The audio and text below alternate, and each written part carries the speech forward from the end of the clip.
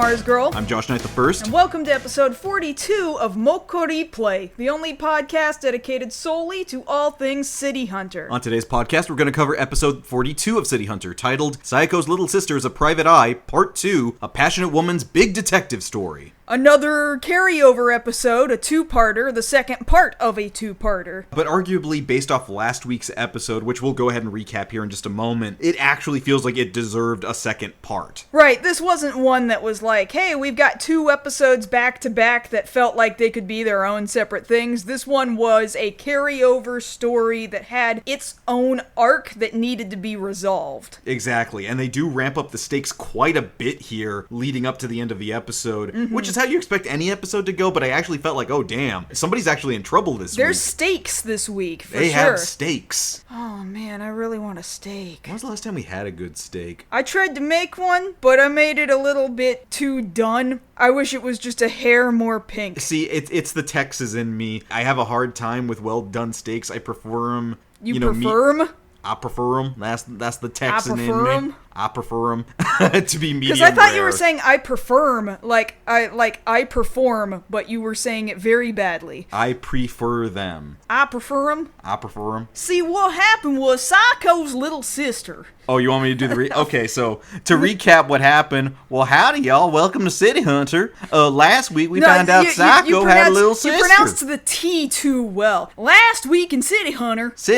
Yeah. Saiko, turns out, has a little sister, a little youngin', and she got her own detective agency right smack dab next door. And Ryo's got a boner, and he wants to go ahead and put that boner somewhere. What is wrong with you? Look, am I wrong? Is that description in any way inaccurate? It's just gross. Like, it's got nothing to do with the accent. I don't know why you chose the words you did to go along with the accent. It's just one of those things that's really funny when you hear accents saying things like that you wouldn't expect coming out of that accent. Oh, I mean, I would expect them because I grew up in the Texas Hill Country and people just say awful things. Well, also, there's one person on, I forget the account name on TikTok that does Midwestern dirty talk. Oh, I bet that's funny. Oh, it's funny as hell. Go check that out. I forget the account name. Very but that's really unrelated to what's Very going unrelated. on. I'm sorry. Point being, yes, there is intrigue going on within the police department because it turns out, and this actually gets covered right here at the top of the episode, Reika, Saiko's little sister, is explaining to Kaori and Ryo why exactly everything has happened up to this point. She used to be a cop.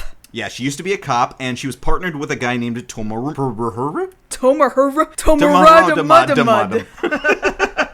Any chance we get, we'll call back to those old Rurouni Kenshin outtakes, which are the best part of that, based off other things about Rurouni Kenshin. Yeah, there's a lot of things about Rurouni Kenshin, other than the fact that Rurouni Kenshin was made by a certain person, that are better than the fact that Rurouni Kenshin was made by a certain person. Yes. But in any case, Tomomuro was the name of Reika's partner, and he was a committed cop, had a wife and 2 kids, real focused on his job, and he found out that there was a rat in the narcotics department who was making busts, but then embezzling the money for themselves and then selling department secrets on the side. And he's like, and I'm not sure which guy that was, but I'm gonna get him in the next 2 to 3 days. Only, no he didn't, because then he got into this horrible car accident, which was planned, and then he died. And it doesn't help that, Reika's telling us, yeah, on the day he told me that this was all gonna happen, he was telling me, yeah, and when I bust this guy in about 2 to 3 business days, it's gonna be great, because then I can return back to my great wife and kids. Like, he totally red flagged himself. Yeah. And I assume most of you listening are aware of the term red flagging is when somebody in any given piece of media starts talking about all the things they have to live for. I'm gonna go home and get married. My girlfriend is pregnant and I'm gonna go see my newborn baby. I'm 3 days from retirement, and usually this means they're going to die. Yeah. And so Ryo, having already pieced this together, kind of just fills in the rest for Kaori listening, I guess. Oh, I get it. So that's why you quit the force, started blackmailing the Yakuza, and ultimately that's what led you to me, City Hunter. Dun, dun, dun, dun, dun, dun, dun, dun. No, thankfully we don't hear Go-Go Heaven again during the episode this week. No, just he said City Hunter, and that's canonically his theme song. Canonically, yes. And so Ryo tells Reika, all right, well, this is great and all. I understand why you came to me for protection, fine. But there's a little something we need to discuss, specifically your sister's debt. Your sister owes me a lot in the way of Mokkori repayment. What are we going to do about that? Now, of course, this has nothing to do with Reika. Saiko's debt is not her debt. So So Coyote decides to go ahead and punish him with the log again, not the hammer. Well, yeah, she's like, well, you need to be more concerned about yourself than you are about me. And Ryo's just like, huh? And yeah, it's the swinging log. It's the Ewok log. Ewok log again. Yeah. They're using that a lot in recent episodes. I'm guessing the animators must have just rewatched Return of the Jedi. I guess. But Reika says, yeah, I mean, I get you want me to pay you, and specifically Coyote actually is the one who brings it up. You know, this all would have been well and good. We would have been happy to help you if you had just been straightforward and come to us for this. And Reika tells Coyote, well, yeah, but I have this thing about asking help specifically from men. Which, I mean, can you blame her? Especially when they're like Ryo is? Give me a break. Yeah, I can understand where she's coming from. So then Coyote's asking, well, then how do we figure out who this guy is? And Reika says, well, actually, we got what we needed because of the fact that this guy, the sniper from the end of last episode, who was taking shots at about a kilometer away. I know exactly who it is. This dude's an Olympian. What? An Olympic shooter. Got the gold medal and everything. This cop by the name of Fukamachi, who apparently, Hey, Fukamachi! See, I hear Fukamachi and I think, you know, the main character from Guyver. But, like, yeah, it's kind of hard not to say that name with a little bit of the Brooklyn accent. Hey, Fukamachi, get over here. Well, especially because we were playing so much Yakuza, and there was or I guess Judgment specifically, I think. And it was Fuka something Laskanda. Oh, what's his name? Yeah, the Skanda, Nagafuchi? It might have been Nagafuchi. Nagafuchi the Skanda. And we just kind of kept using that accent because I think that's kind of how his English voice actor talked. Right. That's how that was voiced. But yeah, the fact that this guy's an Olympian does in fact give Coyote a reason to worry. Like, hey, Ryo, do you think you can beat this guy? Ryo's not concerned in the slightest because he phrases it kind of weird. Like, oh, he's the best in the world. I'm the best in Japan. And I'm over here thinking, Japan is smaller than the world. So I guess you're gonna have to be pretty confident, bro. Also, on top of that, before Ryo starts boasting, as Coyote's asking him, do you think you can beat this guy? He's got his own version of Rock'em Sock'em Robots, but City Hunter themed. Right, and it's titled City Hummer, but I get the feeling what they meant was City Hammer. Because what it is it's one miniature Ryo and one miniature Coyote. They have like trash can lid shields and giant mallets. And just like Rock'em Sock'em Robots, you're trying to knock the block off the other character. Right, so I assume when they spelled it Hummer, the U they thought was being pronounced ha, like hama, like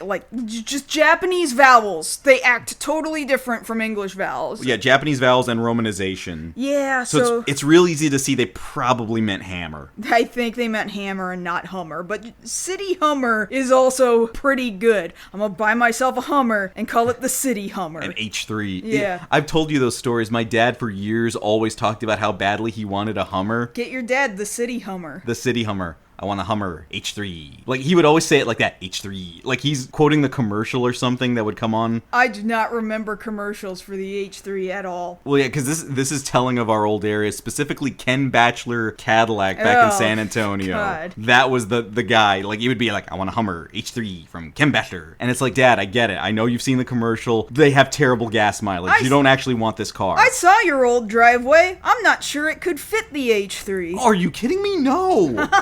It would be halfway onto the neighbor's fence.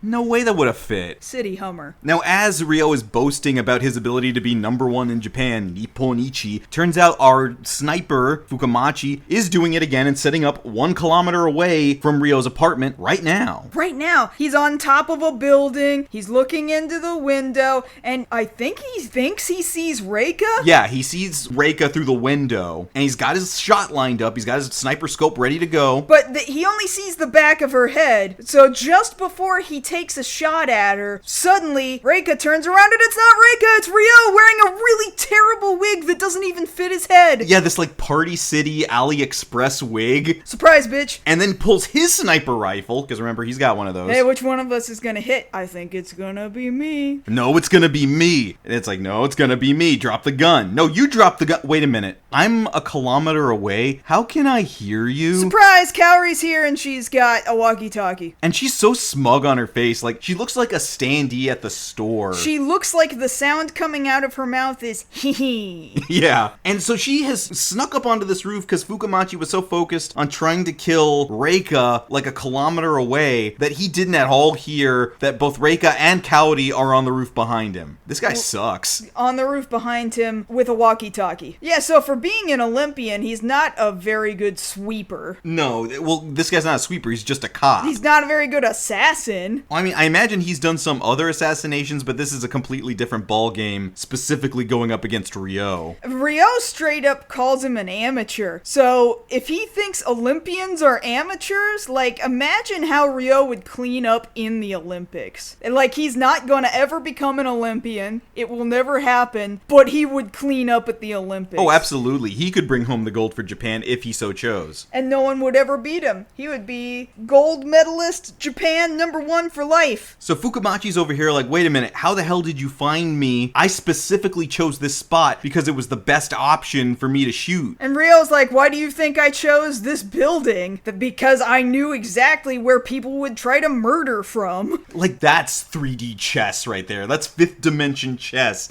I picked my apartment location specifically to determine where I could spot people trying to snipe people in my apartment. Like, how did that work? Did he find the apartment or did Makimura find the apartment? And who asked the question, okay, so it's got 3 bedrooms, 2 baths, and, nice spacious floor plan. Great. What's the sniping vantage point? I don't know who chose it, but that specifically was Ryo's apartment, and Makimura had his own apartment with Kaori at the time. So you figure it was Ryo who found his own apartment? Yes. I mean, Ryo, I think, the entire time has always been the better shot. I don't think Makimura was ever anywhere close to the kind of shot that Ryo is. Well, he's just good at a lot of other things. Right. Like, he could shoot, but he wasn't like a marksman at the level that Ryo has demonstrated himself to be. Yes. So now Fukamachi's like, well, screw it. You just did my job for me and put Reika right smack dab in front of me. I have a gun here. Screw it. I'm gonna shoot. Okay, but I'm gonna shoot first. So Ryo shoots through his own window. The glass is still there, by the way. So he is shot through the glass and it travels a full kilometer and knocks the Olympian's gun out of his hand. Like, he hits the side of the barrel, which is a really small space, a very small target to hit from a kilometer away. And he's like, how did you do that? And Ryo's like, I can do this all day. I'm gonna keep doing it. Pap, Footsteps. pap, pap, pap. Do-do-do-doom-do-do-do-do-do-doom. Knocks all the buttons off the dude's shirt, knocks the belt loose from his pants, and his pants drop. This is already a really embarrassing situation right here. And so Reika and Kaori are like, alright, start talking. It was you, wasn't it? We're taking you to jail. And he's like, yeah, but it wasn't me. I was just doing what I was told. I was told to do this by pew! Shot through the heart! That's what just happened to Fukamachi. Some other sniper has taken a shot at Fukamachi to shut him up because he was about to start singing. And this is an incredibly embarrassing way to die because his buttons have all been shot off and his pants are now around his ankles. What an embarrassing way to go. He's got these polka dot boxers on. It's so sad. And the thing about it is, he at least had enough energy left to talk, but usually when you're shot through the heart, that's it. Like, you're gone. Yeah. That's a kill shot. Your blood's not moving now. But he at least has enough energy left within him to tell Reika, who's behind all of this. And she's like, before you die, who did it? It goes to the top. It's Superintendent of Narcotics, Kurokawa. That's actually kind of a lot of words to get out. That's what I'm saying. That's a lot for somebody who's been shot through the heart with a high caliber rifle. Right. So now we know who's actually the mastermind of this whole thing. It's the superintendent of the narcotics department there at Metro PD, a guy by the name of Kurokawa, who just has the evil look on his face. Like, even if you didn't know who the villain was, you could look at him and be like, oh, it's that guy. It's him. 80s villain. And so now Kurokawa, having already silenced Fukamachi, is on the phone with the other people that he's been doing drug deals with. And they're like, hey, we saw that you had to take out one of your own men. Can you handle this? And he's like, yeah, I can deal with this. I can deal with Saiko's little sister and City Hunter, and I'm gonna do it the way I know is best. Legally. It's legally, but it's still like this really pretty shady entrapment. It's very convoluted. It is very convoluted. So the next morning, Reika wakes up in the apartment and she's planning on leaving, like, okay, I'm gonna take care of the rest of this on my own. But she opens the door and there is a small child there who has delivered a letter. She's like, here you go, someone gave me candy to do this, bye ma'am. I did what I was supposed to, bye. Like, first off, you know this guy's evil because he straight up just hired a kid to go do his dirty work. He couldn't just go in there, drop off the note, and then leave. No, he had to get a kid involved. What a bastard. Yeah, and thankfully, I'm hoping that the kid is actually fine. Like, all he did was drop off a letter and then walk away. Hopefully that's all the kid had to do. But the letter, like, she opens it and you can tell right away it's one of those kind of terrorist letters where they've slapped together a bunch of words from magazines and newspapers and stuff. But you can't really read it right away just yet. She's just like, oh my god! She reads this thing, drops it on the ground right at the doorway, and runs out the door. Yeah, she's hauling ass out the door into her red sports car. Mind you, Cowdy's coming back because, like we've kind of discussed before, it seems that Cowdy, more often than not, doesn't have the stuff for breakfast ready when it's morning, so she has to go get the stuff for breakfast from the local, like, convenience store or grocery store first thing in the morning. Yeah. But I don't know what she was making this morning. It's just, she's carrying home not your typical brown paper sack from a grocery store. Not plastic grocery bags. But a whole ass, huge white M&M's paper bag. Like, did she go to the M&M's store? Did they have one of those near Shinjuku in the 80s? I don't know. Like, I've very rarely seen a store dedicated solely to M&M's. Like, usually you see those kind of near the entrances to theme parks because they have their own miniature cities outside of these theme parks. Like a City Walk or something yeah, like that. Like Universal's got City Walk and Disney's got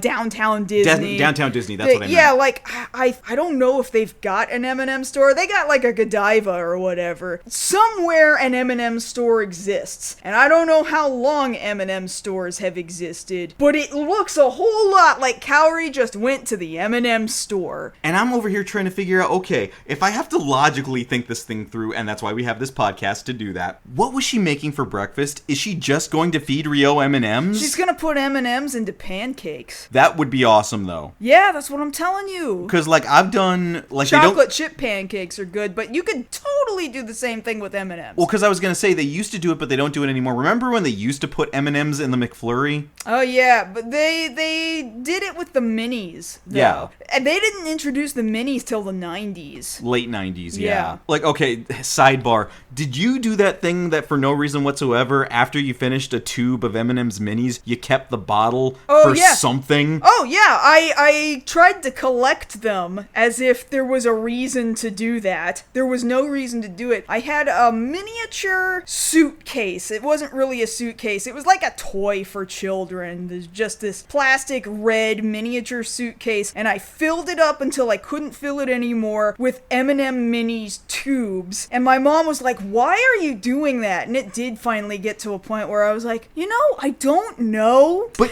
stop me if I'm wrong here. You felt like it was important. Yes. Like you needed to do it. It was a compulsion. Know why. Yes. I did the same thing. I was collecting them.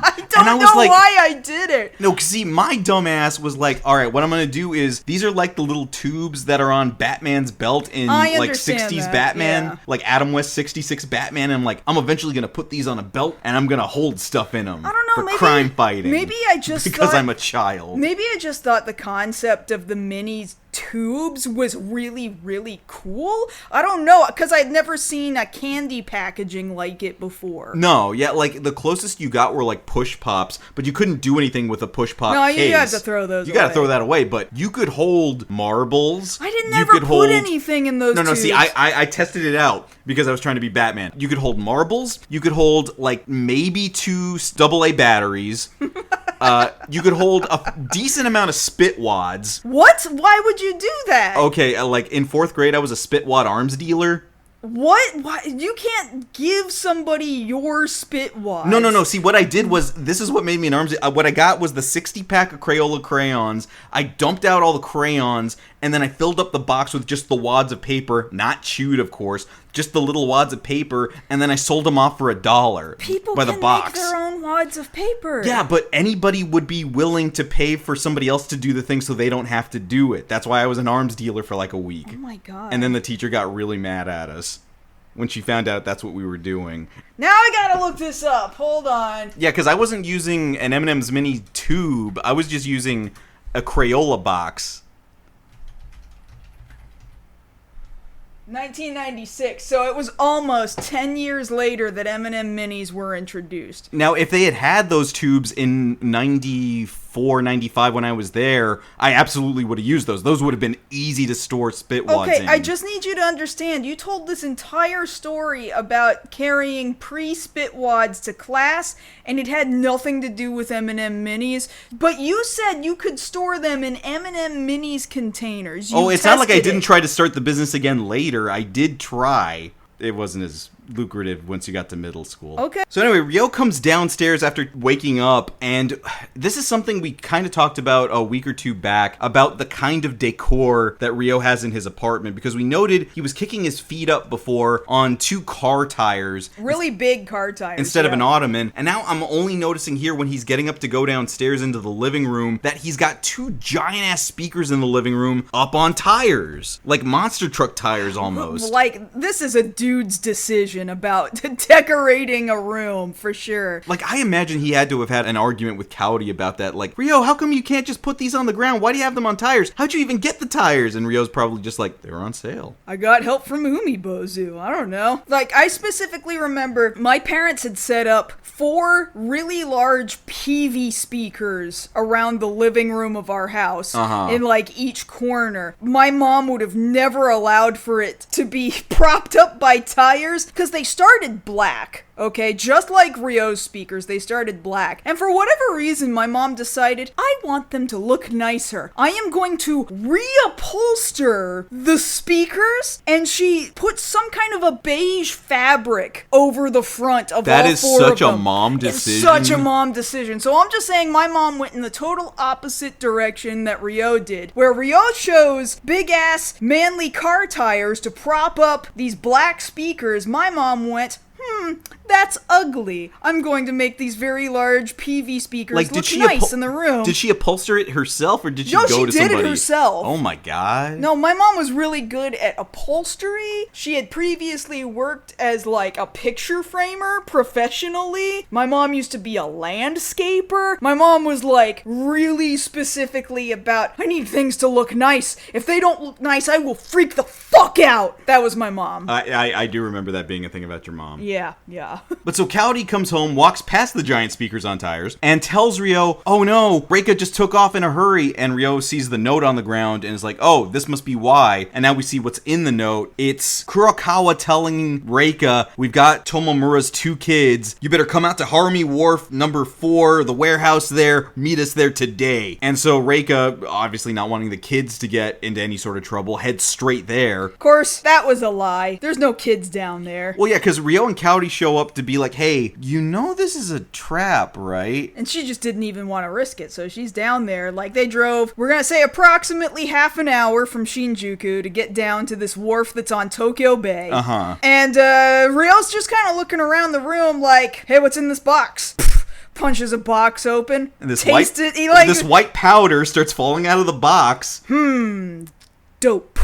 Like, that is so, like, that's Lethal Weapon right there. What an 80s move. Well, yeah, because, like, that was one of the things that movie historians will always talk about, is how in the 80s, that was the thing, is that the cop will try the drugs, which never would have happened. Yeah. But Ryo tastes dope. Like, he is tasted of drugs now. He's like, yep, that's drugs. How do you know, Ryo? He's totally tasted drugs before. That's how he knows. Like, I don't even want to know, or do I want to know, how Ryo came to that decision of, I need to know what dope tastes like.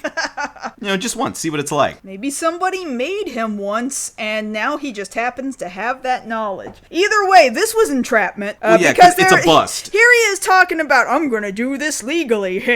I mean, I would say this is not exactly legal, especially because these are his drugs, the Mr. Policeman guy. They're his drugs. Yeah, so what has happened is Kurokawa has called in a tip to the cops that there are drugs in this warehouse and has baited Reika and subsequently Cowdy and Ryo Sayako to be there in the warehouse when the bust happens. So now they're all under arrest for drug possession. Police raid, freeze! They're just surrounded by like a dozen cops. Take him into jail. Kaori's in the same cell as Ryo, which she's very upset about. I don't want to miss though, while we were there looking around the warehouse, some of these boxes are labeled. They're labeled with just kind of nonsense, really. But there's two boxes in particular, one that says Tom number 1 and Tom number 5. So I guess they were already getting ready to have the next hosts for Toonami ready, like 10 years in the past. We've got Toms 1 through 5 ready to go. A shame City Hunter never made it to Toonami then. It would never have made it to Toonami. It would have never made it to Toonami. It's one of those shows where it's like, for the most part, it's harmless, but then when it's not harmless, it's like, oh, this will never make it to air. At best, it would have been Adult Swim. Yeah, like, you wouldn't have even put this on Midnight Run, I don't think. Because Midnight Run was their unedited block, but that was like 1 to 4 a.m., and it was mainly for action stuff. And it's funny, too, because City Hunter the anime is actually heavily nerfed. Right. Way nerfed from its manga. So, for it to be not tame enough for Toonami, even, after having been nerfed. Well, I think it's this weird thing about what we do with our media. Like, I think at the time it would have been too much, but if you looked at it now, you'd be like, oh, this is pretty soft. Mm-hmm. But then again, some of the language that comes up wouldn't fly today. No, I mean, I don't think it would have flown 10, 15 years ago either. Mm-hmm, I agree. So Kaori, right, she's over here in the cell complaining to Ryo, well, thanks a lot, we've all been arrested, and Ryo's over here like,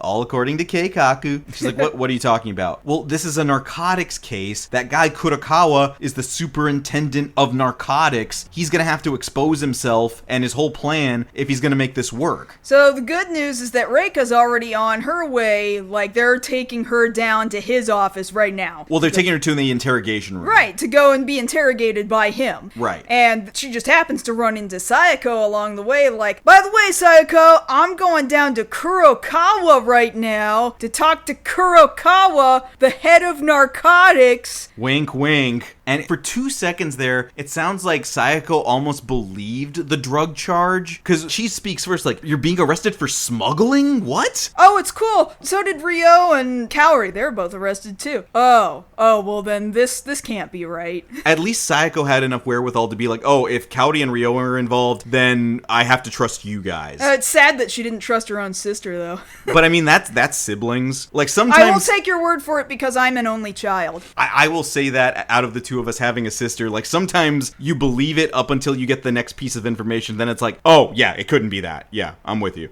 Okay. So yeah, now they've got Reika there in the interrogation room. Kurokawa comes in, he's like, I'll take it from here, boys. And, the other cops leave who have escorted her, and then he just masks off immediately and is like, so you found out about everything, huh? I sure did, and now I'm gonna shoot you for doing it. And then he's like, oh no, you're not, because I'm gonna shoot you first because this was self-defense because we deliberately allowed you to come into this room with that gun. And mind you, Reika right now, she's got the gun that the bad guy has at the end of the first Bad Boys movie, that 4-barrel handgun. Oh, is that what that is? And Kurokawa, he's a cop, so he's just got a snub nose. And I'm over here like, dude, I know you're probably a good shot. You killed Fukamachi just a few minutes ago in the episode, but you're gonna be hard-pressed to dodge a 4-barrel handgun. Like, those things pack a wall up. But regardless, he doesn't realize how screwed he is because suddenly, everybody comes in the room! Everybody is here! So Sayako comes in the room first, and then this dumbass is like, oh, thank God you're here, officer. This woman brought a gun into the precinct. Arrest her! Oh, no, sir. It is you who is to be doing the being arrested. Well, it's like, the way he talks to her, it's like he didn't realize they were sisters. Like, you would think with all this,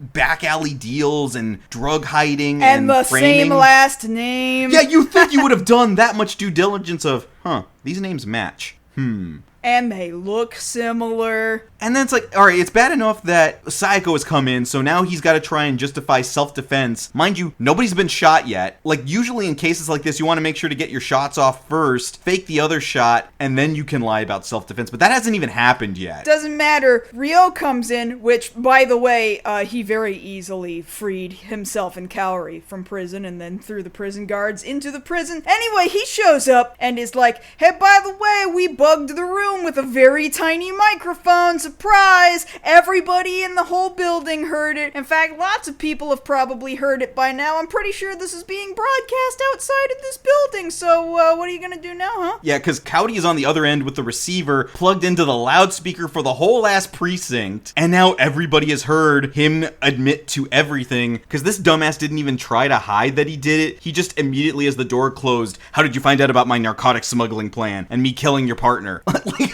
why did you start there, bro? You know criminals are stupid. They just, at a certain point, they're so cocky that they think they've gotten away with everything. They'll just admit to everything. Like, haha, I got away with it. Why would I hide it now? Yeah, so this cop tries to think, oh, well, I'm gonna do this. No, man, we got you on tape. Everybody heard it. We got a ton of witnesses. You're screwed. Cuff them.